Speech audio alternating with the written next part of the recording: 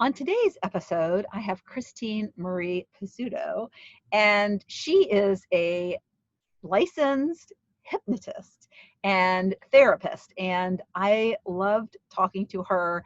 We share a lot of the same beliefs about how having a mindset from that's spirit based, that you have this belief that you're here for a bigger purpose, that you have these whispers that are always guiding you and leading you to what that purpose is.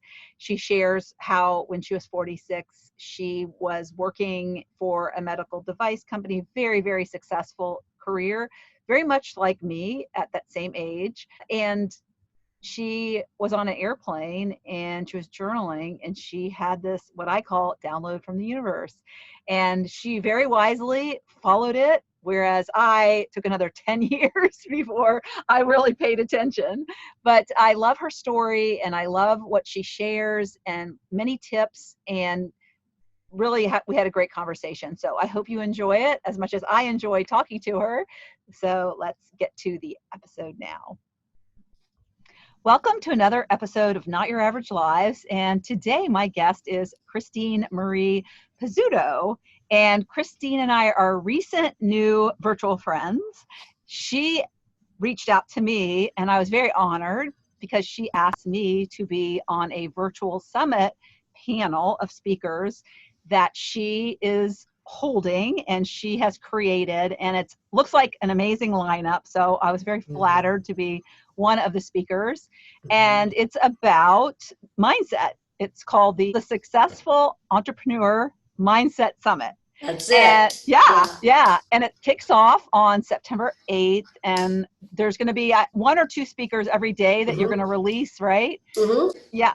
And I'll put the link to sign up for anybody who's interested in getting their mindset worked on. I'm going to listen to it because I can always improve.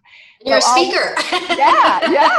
But all the other speakers, I want to hear what they have to say. Yeah. But anyways, we'll put the link in the show notes for that. But Christine, I'm excited about Christine because, first of all, when I met her, I thought she has a really interesting story and I'd love her to be a guest on my podcast, but she's way too young.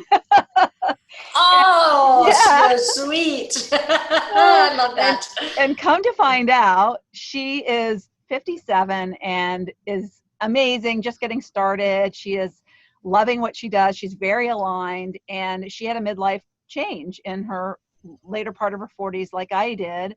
And I can't wait for her to share it. And so you can, have another example of what somebody at midlife did to answer the nudges and just follow a new path and start living the life they want in their second half. So welcome, Christine. I'm so excited that you are here. And I love it. Yeah. Lori, thank you so very much for having me. And I just want to say, when we were just talking before we hopped on, and it was like I found you because I really so aligned with your energy and your story. And that's why it's such a great fit that we're working together. So happy to be here. Oh, and I have to tell people, because we're on video, and I saw her, she has a sign behind her called Live, Laugh, Love. If you've seen some of my older videos, I used to sit out in the other room. That was what I used, and my backdrop has that exact same, Can you see it? Can you see it? Yeah, at the end, when we finish? Yeah. Well, when we finish, I'll walk out there and show it to you. Okay, but can you see it here in the office? Just audio? Yeah. There you go. Yeah. Live, laugh, so we're love. really aligned. Yeah. We have a lot in common. Awesome. Great to be here. Really great to be here. So tell me, what was your life at age 46? You told me it was 11 years ago. What were you doing, and what did you feel? And like, for me, I felt totally unfulfilled and passionless, which is a sign of misalignment, which I've learned since. So what were you feeling, and just describe that? Yeah. So like so many people working in a job that was good, right? We hear that so often, that people are working in good jobs. I was working for a medical device company. I was traveling. I was actually, I had a company car, company expense account, and we were doing really good work. We were doing really good work. I was working, my background is in a medical arena for like 28 years. And we were actually selling diagnostic guide wires that go into heart catheterizations and really helping people so that they didn't have to go to have bypass surgery. So, on the outside, it looked like I had a really great life, and I did have a great life. I had it really all. We had the car, the company, I had it all. And I started to notice that I was getting really discontented with the work that I was doing. Right? We were saving people's lives. People would say, "Gosh, great work you're doing in the world. You're saving lives," and I began to notice that we might have been saving people's lives, literally, but we weren't changing any lives, right? So it began to start becoming like really apparent to me when I started seeing the same patients would come back in for the same procedures over and over again. When they go away and say that they were going to change something in their life, I'm going to stop smoking, I'm going to reduce the stress, I'm going to lose the weight, I'm going to do all these things. I have a second chance on life, right? And we would see those same patients back like within 2 years because they hadn't quit smoking, they hadn't done.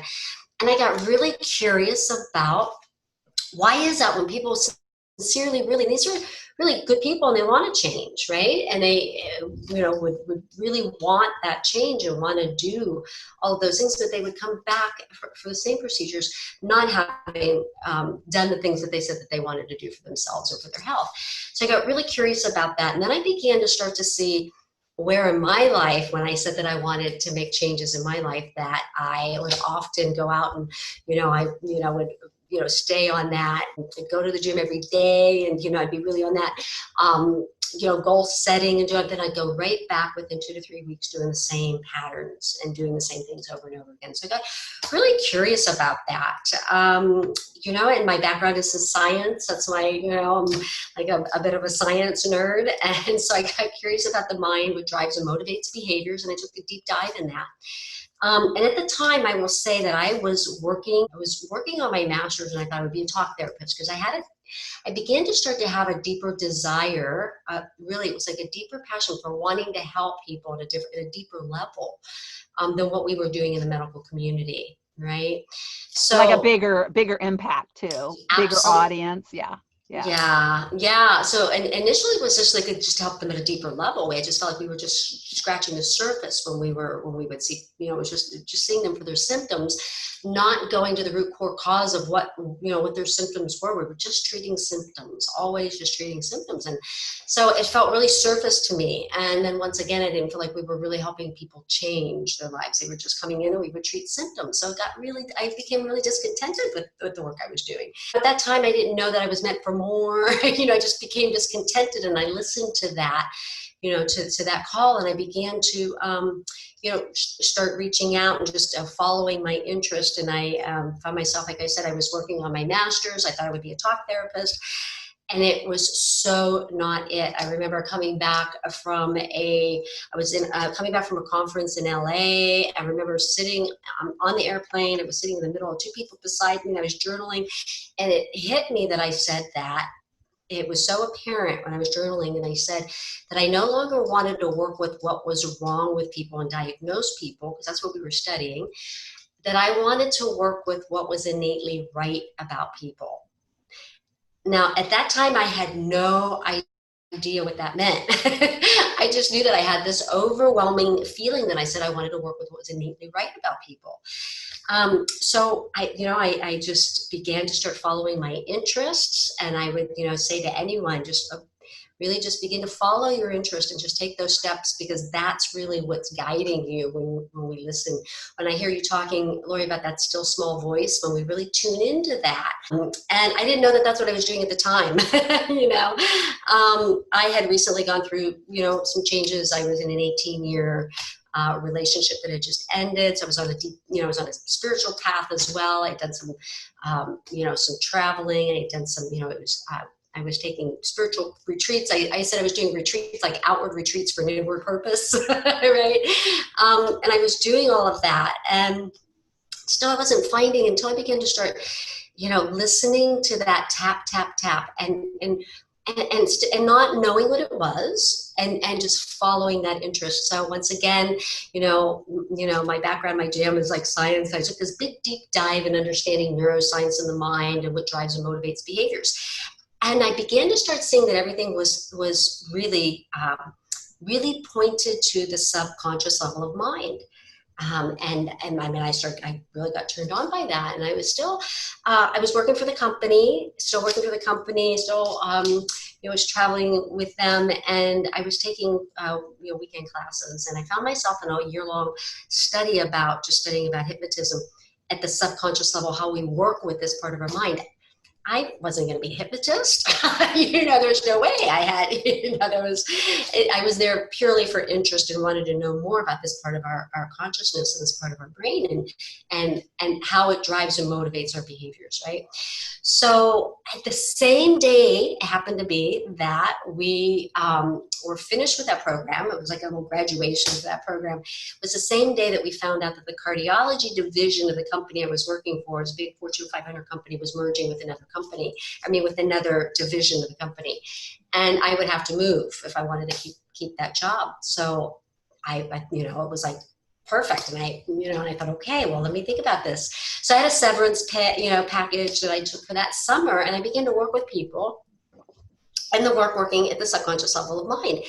And I will say, when I began to start working with people, I wasn't getting really great results, right? I wasn't getting the results that I wanted for my clients that were coming, or people that were coming. So I got trained, I got better training, and I started seeing some results. And then as I got more training and began to start getting better results with clients, I began to, I started a business, and it was helping a lot of people. And that was all really great. It was all really good. And I would say that, I had a bit of a reputation for helping people. I, worked with,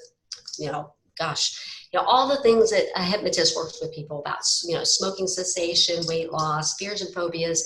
But I was actually really helping, my specialty was in anxiety and fears and phobias. So being in the medical. So I have a question. So this was people coming in. You had an office, like Mm-hmm. a brick and mortar office, and people came in, mm-hmm. not online. Not online. And because people, or because I was in the medical model, I had a lot of physicians I was getting physician referrals, right? And that's how I really started my business, as I was getting a lot of physician referrals and getting results with people. And then as I began to start working with people, and getting results, you had to have results, or you couldn't have a business. So they were getting results, and I was always bringing in these concepts and these other concepts of at the time I was trying to expand, like, okay, how do I reach more people? This is really the business model that I was in was a smaller business model. It's a one-on-one model. It's a really tough model to expand if you have a bigger mission, right? If you have a bigger mission to reach more people, because I was on fire for this. I mean, literally on fire, knowing that. And this, Lori, that, we have so much more power, so much more control. We're capable of so much more, the potential and what we have. And so my clients were getting really excited about this, So basically what you're saying to the audience who might not understand that is that you're only one person. Mm-hmm. So there's only so many hours in the day that you can book clients one-on-one.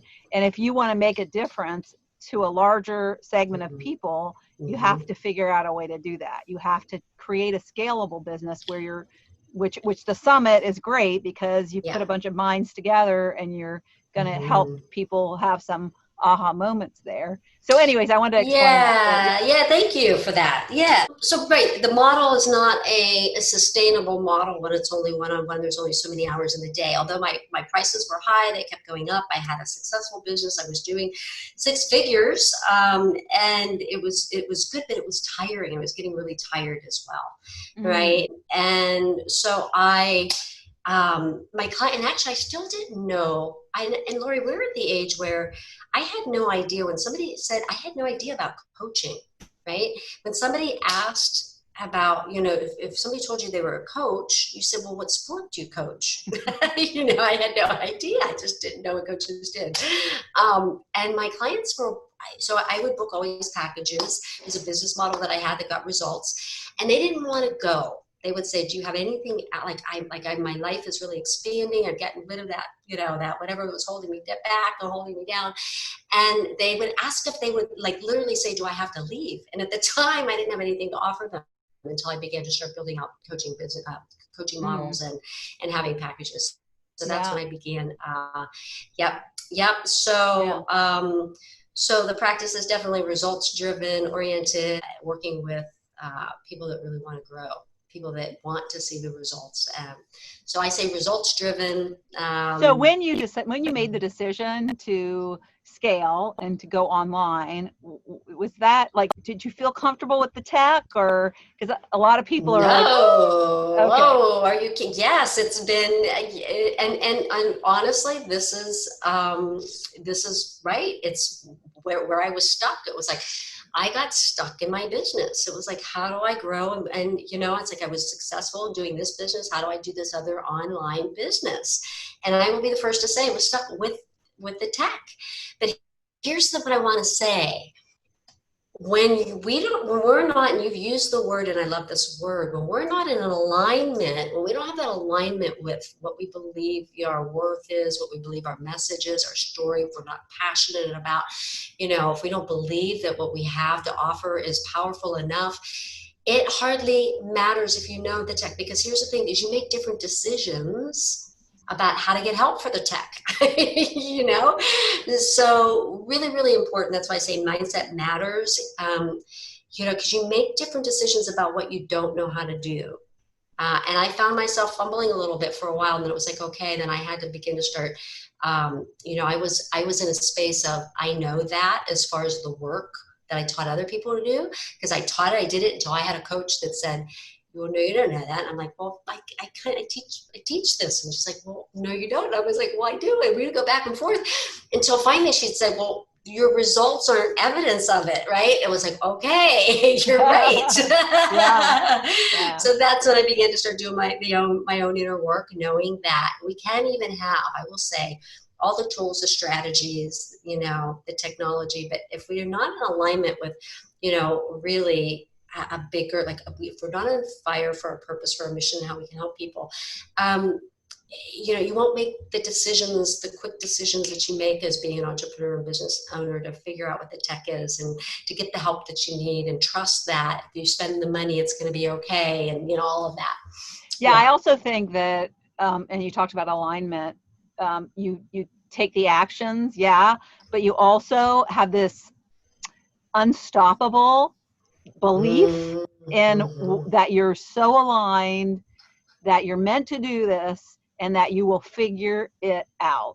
And so I think that's another gift of the whole alignment thing, and following those nudges, whispers that you smartly followed. Yep. So that's, our brain just wants to have it all figured out and just keep, I would say just, keep taking the steps and follow your interest, because that's really, whatever you're interested, whatever lights you up, that's really, that's that tap, tap, tap. Right. That tap, tap, tap, when we're willing to listen to it and to trust and take those steps. Yeah. Right? Yeah. I recently heard, and it was so true, it really resonated. It was, if your mind thinks it, if you have this thought that, I would love to do that, or, that is curious, your mind wouldn't have thought it if it wasn't possible. Absolutely.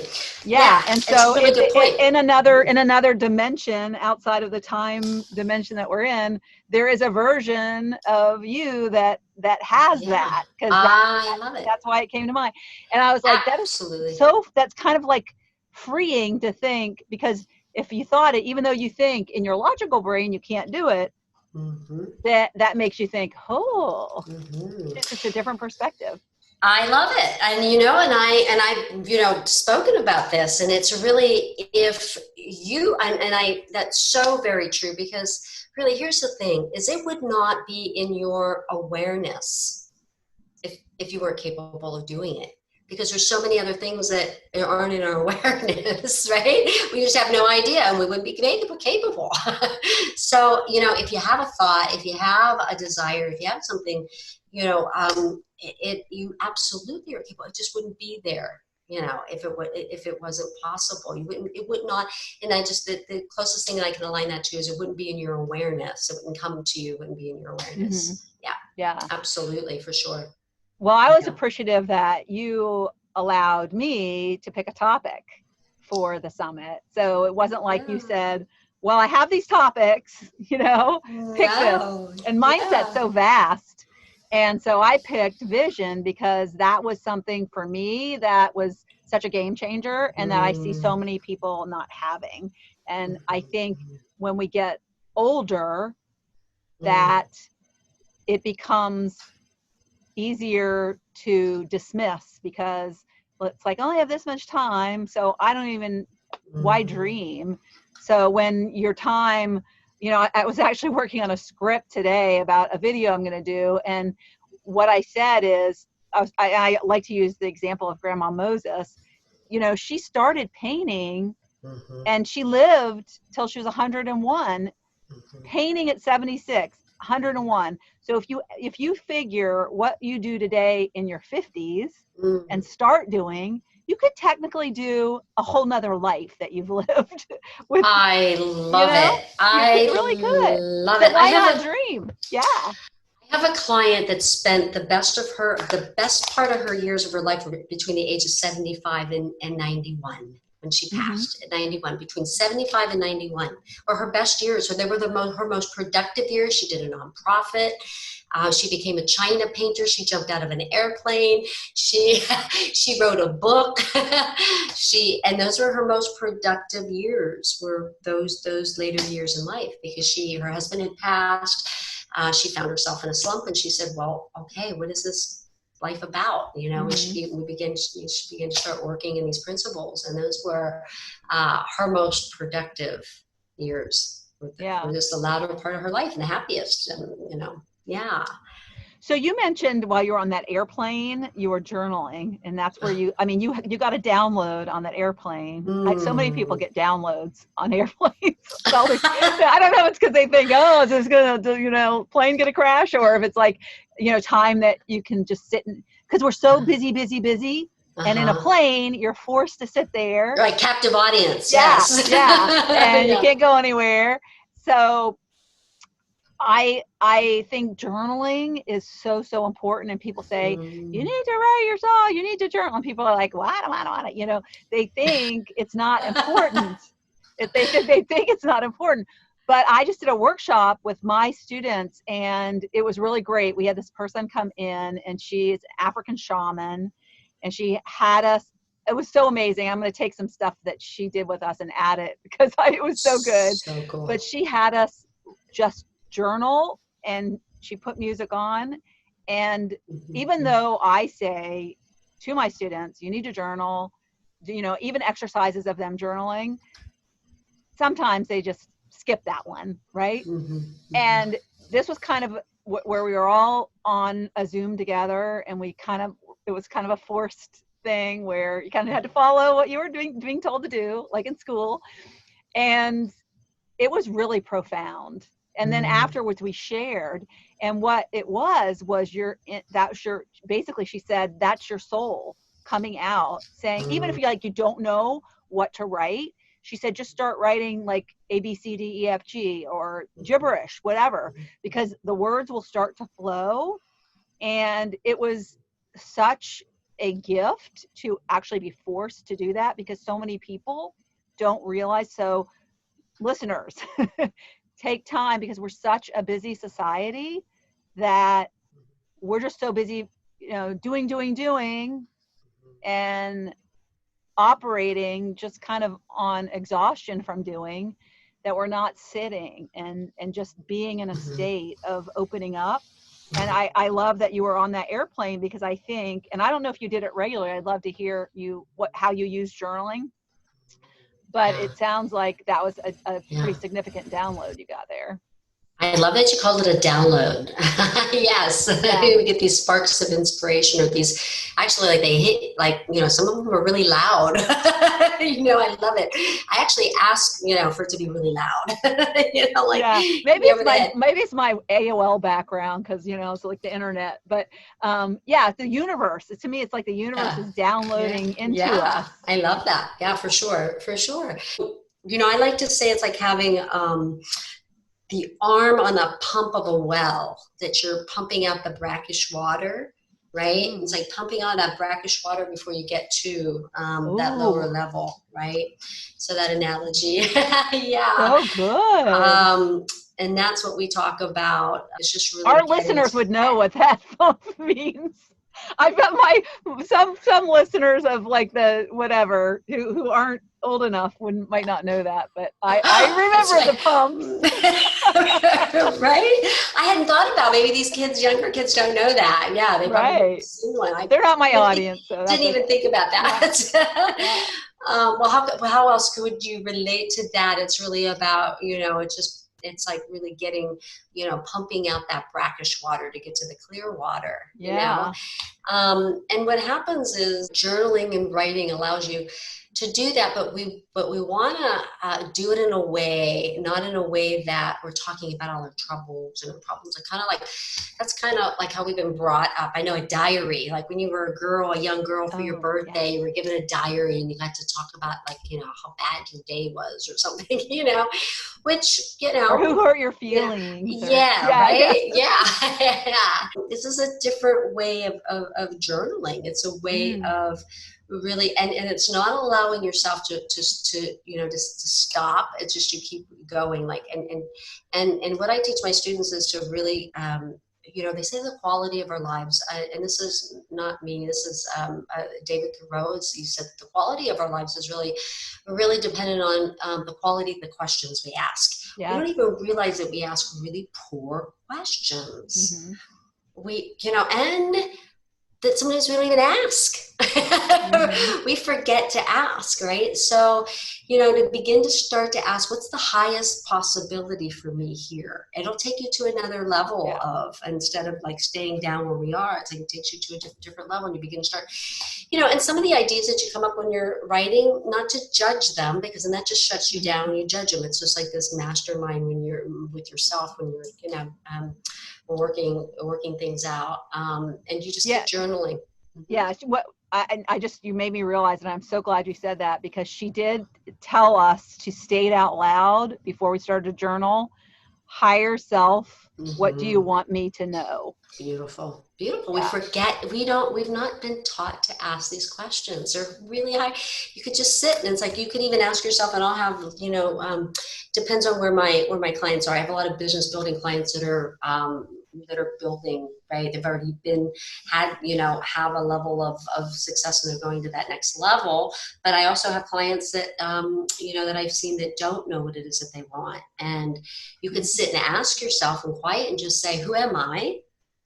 Who am I, and why am I here? And if you just keep staying in the question, who am I and why am I here? Who am I? And just over and over. But if you sit quietly and pause between that, you'll begin to start to get a feeling. Even, we've been brought up, and I know you know this, Lori, to put ourselves, I had somebody just got, since the summit, we've got, new people coming into the Facebook group, and, it's like she's trying to find a niche where she could fit into. It's not about fitting into a niche. That's just it. We've been taught that, there's a medical model or a legal model or this model or that model. It's what would you love? What is it that innately lights you up? What is that feeling is inside of you that you get excited about? You don't have to even be good at it, right? It's just like, what is it that we're so critical with ourselves that we can't. I couldn't do that. I couldn't make money at it. What would my family think? What would my kids think? What would, and we'll have all of these thoughts about, and then where we need to, the box that we need to put ourselves into work to make money. And it's just a model that I believe that is so outdated. Now, we do need there's certain engines of society that, that definitely, but those are people that they're still passionate about, the work that they're doing in that role. But if that's not where you are and you're dissatisfied in that model, then what is it that you would love? What, and then to begin to ask those questions, those really, highly caliber questions. And I love that you said higher self, right? Mm-hmm. It's like asking the highest possibility for yourself. But we're not taught to ask those kind of questions. We're not taught, so much about ourselves. We're not taught, we're just taught to learn. We go to school, we're just taught to learn information, spill it out and we'll call you educated, Right. Yeah. So really then in our adulthood, it's really about unlearning all that stuff. Yeah. Right. I think about some of the classes I had that I don't use anything from. And like now, if I want to find out the percentage of something, I just Google, what is the percent of? That's right. Oh my gosh. I'd be lost with electricity. But I wanted to mention when you said people like they don't know what lights them up. And I do a workshop, and one of the actions at the end of the workshop is to make a list, take stock of what you've done in your life. Great idea. And I have an exercise in my program where I tell them to go back and go divide by decades or half decades and what accomplishments, but look at it from the lens of activities, like tasks and activities. Think of different jobs that you did. Think of different trips you went on. Think of different places you went and people that you were with. And in specific, don't just do it jobs, like projects you worked on in jobs. And because I would have these fluctuations where I'd be really happy for a while. I would have the same job, have the same boss, same title, but I was happier in some periods. And I was a project manager and my projects would change. So look at specifically the work you are doing, because just because you have a title doesn't mean that the work is all the same. And you can find by starting to do be a little detective of your life and start to notice and kind of rate and rank the different activities you've done and what about them kind of lit you up, and you will start to see a pattern. So that's kind of one way of where people who say, oh, I don't even know where to begin, because that was me. I love that. I just kind of stumbled into it and I was like, oh, I really like this. And yeah. I'll have people write out like that, and they'll write down, I'm not specific, it's a little different. And then what I'll do is I'll just have them look at everything they've written, and then they'll see, and then what you do is you go through that list, and where's that little spark of energy? Circle where there's a little spark of energy. If you wrote work at Burger King, you're probably not going to circle that, but to still allow yourself to keep writing it, writing whatever comes to mind. You just keep, you don't want to shut that part down, and just keep writing it down. Because as soon as we shut ourselves down, and say, oh, I can do that, right? It shuts down your whole subconscious. It says, I can't do it. So it stops searching. It starts searching.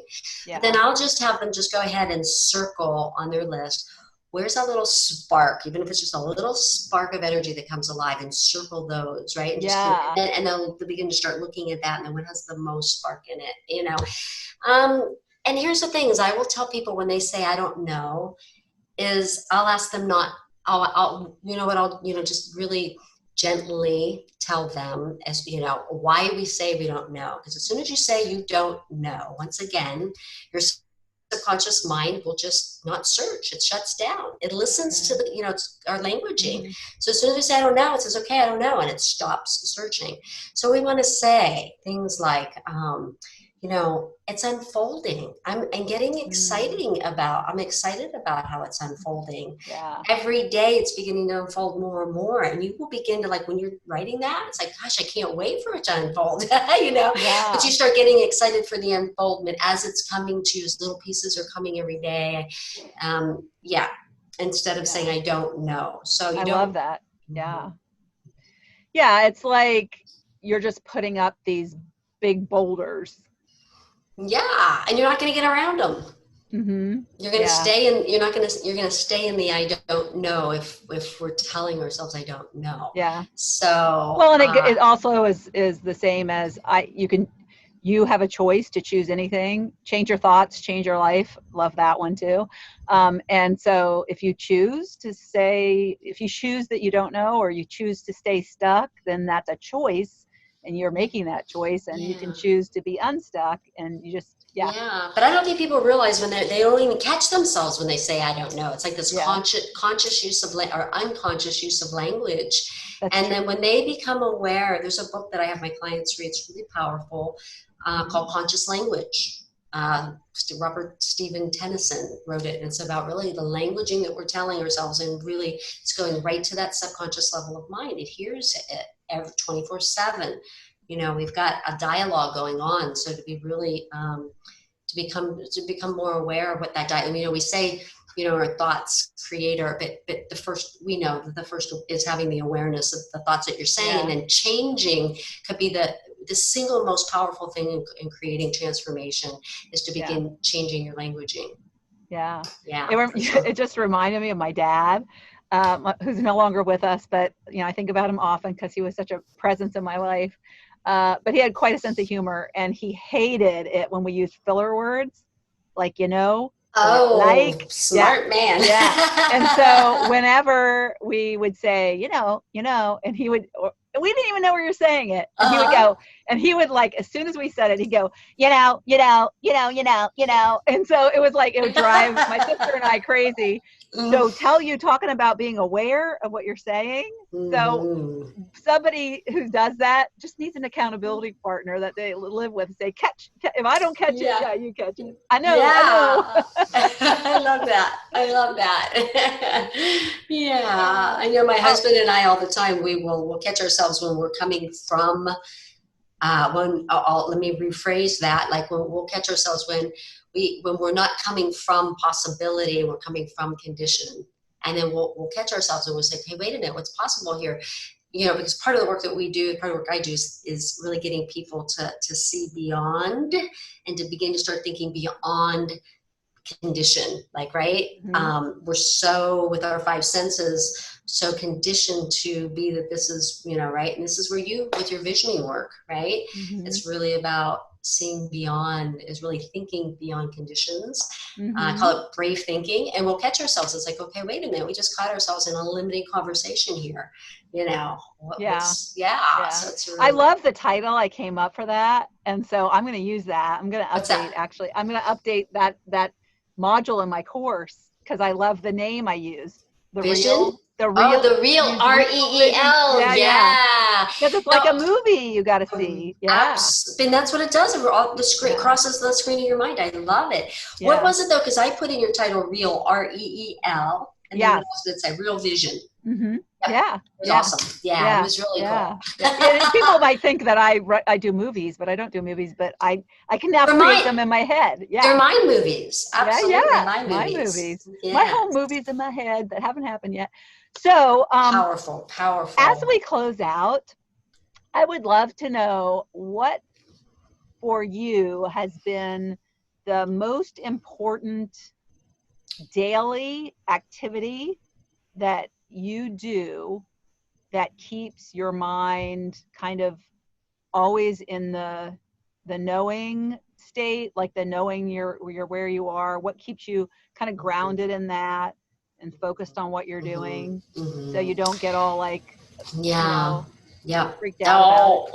Yeah, I think always continued growth, right? With your mentors, with it's always, what's that next level of growth for you. But so when you use the word always, I will say that I don't know always, because I'll find myself, if I've got, anytime we say always, it's like we're always gonna fail, But what I do in the mornings is, and I love this because now my husband does it as well, and sometimes he'll wake up before me and I'll see him sitting and meditating.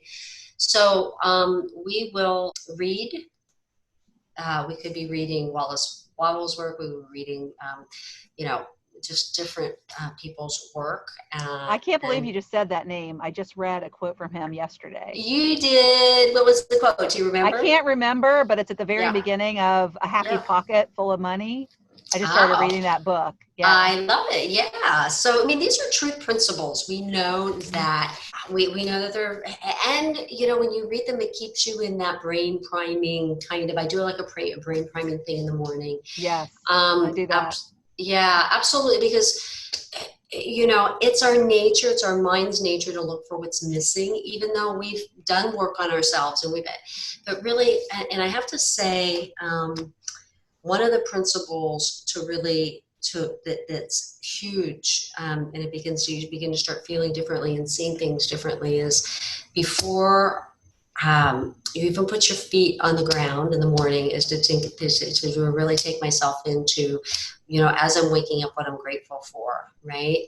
And really allow myself to stay in that state, like to really generate a state of feeling gratitude. Because what happens then is that's like a brain priming, because then it, you know, it really opens up your brain to look for more, right? We're given more when we're grateful. So you begin to start seeing your day differently when you do that. That's you know, everybody says gratitude, you know, and I, you know, can remember thinking, you know, of course we're grateful, right? But there's some science behind that. There's some brain science about what that does and how we begin to start to see things, more things in life. So, and then to do a read, whatever book we're reading, we read different books at the same time. He usually reads what book I tell him to read. It's like, you need to read this book next, you know. And then really I would say to sit for 20 minutes. And we do it, and we also have a gratitude practice that we do at night. We sit down at night at the table and we write 10 things that we're grateful for. I know, it's so fun. We do that together. And we keep each other accountable. Now I will say, I didn't get married until I was 50 years old. I didn't, you know, I had been in a relationship. So that intention of what you want for your relationship has been really fun. It's like having a whole new life this time around. Yeah. That's great. So, I got married at 52, so that's another thing we have in common. You did. Although I was married for 25 years before that, but yeah.